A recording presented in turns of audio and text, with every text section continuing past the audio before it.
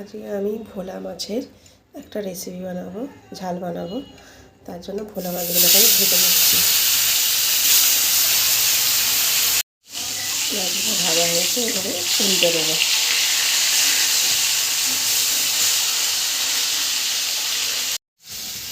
মাছগুলো আমার ভাজা হয়ে গেছে।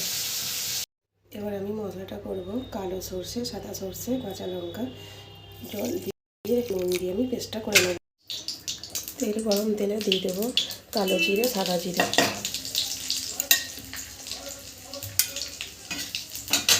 ভাজা হয়ে গেছে, দিয়ে দেবো পেঁয়াজ কুচো, টমেটো কুচো।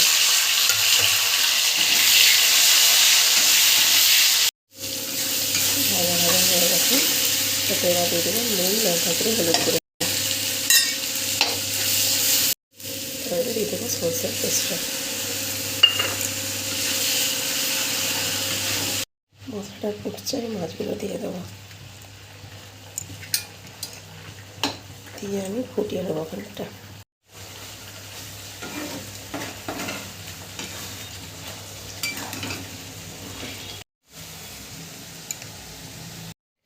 আমার ভোলা মাছের রেসিপিটা তৈরি হয়ে গেছে।